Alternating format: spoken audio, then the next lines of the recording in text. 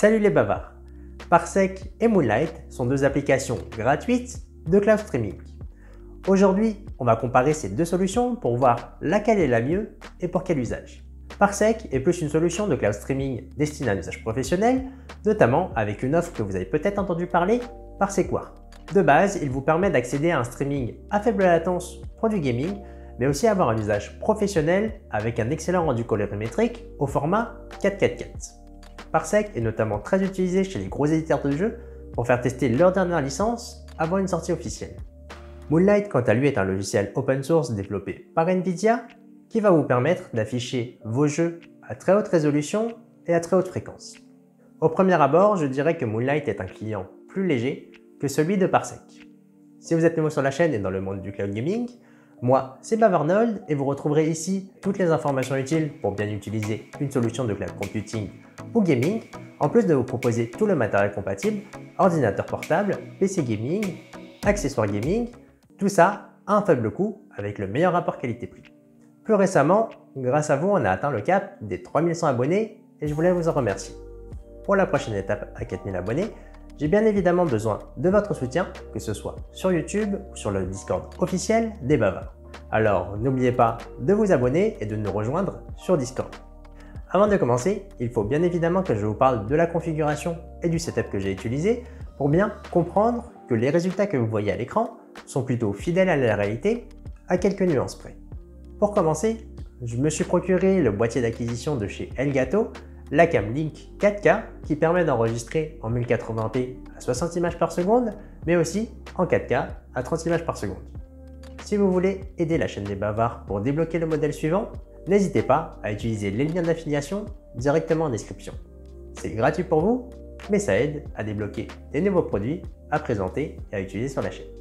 Si le flux est plutôt important et pour le coup c'était en 4K à 60 images par seconde, le fait d'enregistrer une image en plus par-dessus et d'avoir un enregistrement en cours fait que le résultat final est très saccadé et les images ne correspondent pas du tout à la réalité.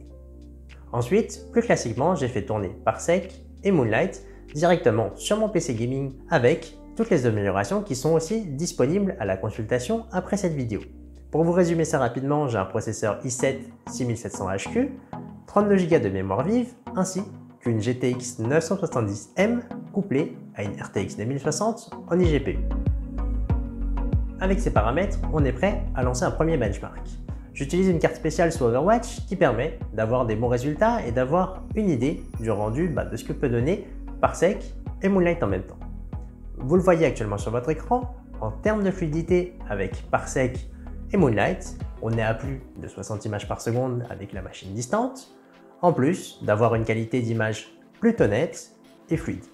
Sur Discord, vous avez été nombreux à m'indiquer que vous avez pas mal d'artefacts en utilisant Parsec. Il y a aussi un paramètre à renseigner dans la configuration avancée qui vous permet d'avoir une navigation plus fluide. Heureusement, le Discord communautaire des Bavards est là pour vous assister dans toutes vos demandes.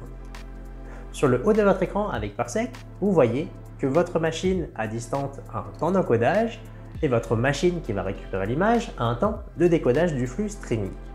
Si la machine à distance a du mal à vous envoyer une image streaming en raison des paramètres trop élevés, c'est normal que vous allez avoir des artefacts, des pertes de paquets et en fait une expérience pas très fluide. C'est la même chose côté décodeur sur votre PC. Si votre image a des artefacts, il est aussi probable que votre machine a du mal à suivre le rythme de la machine à distance. C'est pour cela que ces deux valeurs que vous voyez actuellement à l'écran sont très importantes pour travailler et avoir la meilleure qualité d'affichage avec Parsec. Je vous l'accorde, c'est un peu compliqué au premier abord, mais une fois que c'est configuré, il n'y a vraiment plus aucun souci à se faire. Comparé à Moonlight, c'est un peu ce paramètre qui pêche pour avoir, on va dire, une image propre et nette dès la première utilisation du logiciel. Par contre, Moonlight va pêcher sur beaucoup d'autres aspects où l'interface est moins ergonomique et dédiée à un usage seul à distance. En plus de cela, nativement, vous n'avez pas accès directement au bureau Windows.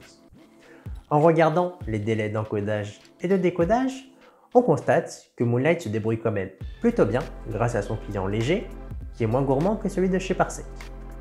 Il en résulte que vous aurez un peu plus de FPS en utilisant la solution de Moonlight qui, comme je vous l'ai dit, va être plus adapté à un usage à haute résolution et à haute fréquence. Parsec sera plus intéressant à utiliser si vous avez un autre usage que du gaming, que vous cherchez la fidélité colorimétrique, en plus de pouvoir jouer à plusieurs sur une même machine. Pour confirmer cela, on va décortiquer image après image les résultats qu'on a entre Parsec et Moonlight. En comparant dans sa globalité une image en 4K avec Parsec et Moonlight, on ne voit vraiment pas de différence, voire très peu de différence. Et en zoomant beaucoup sur l'image, on commence à constater quelques différences. Vous voyez que sur Moonlight, à résolution, fréquence et débit équivalent, on a une image quand même qui est un peu plus nette que chez Parsec. Pour aller plus loin, on va regarder les résultats de l'encodeur Moonlight et Parsec avec le H265. Comparé à son prédécesseur, le H264, on va à même résolution 4K 60 images par seconde et à même débit avoir une meilleure image, plus nette et plus réaliste.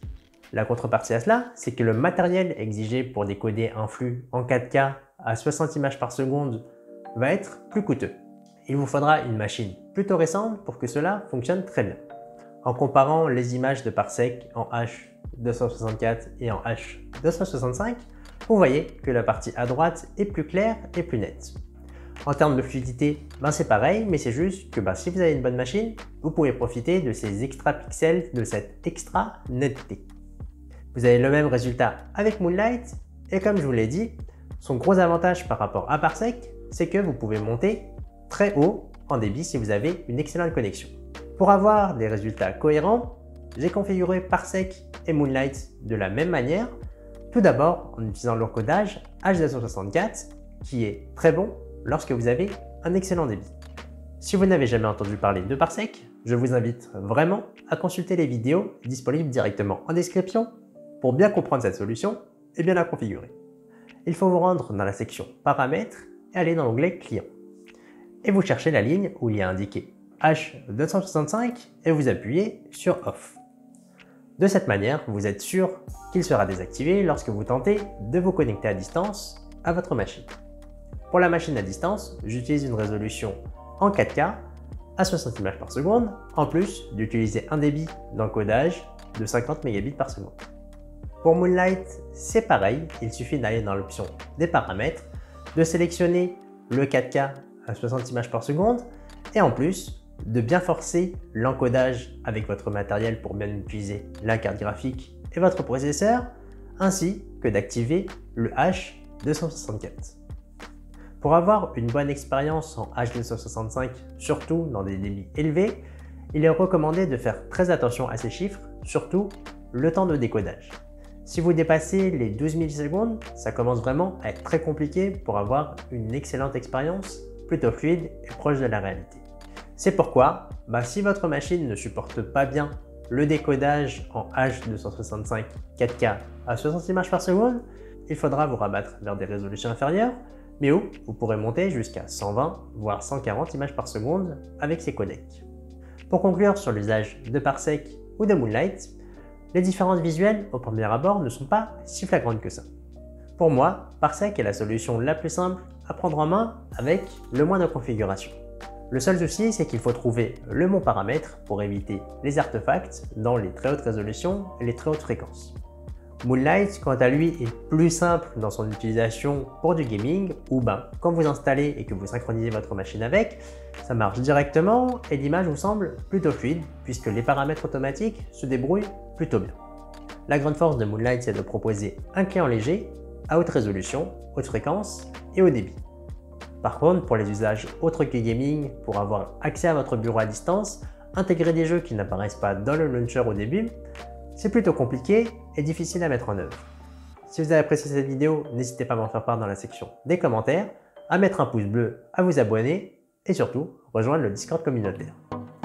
En attendant une prochaine vidéo, je vous dis à bientôt.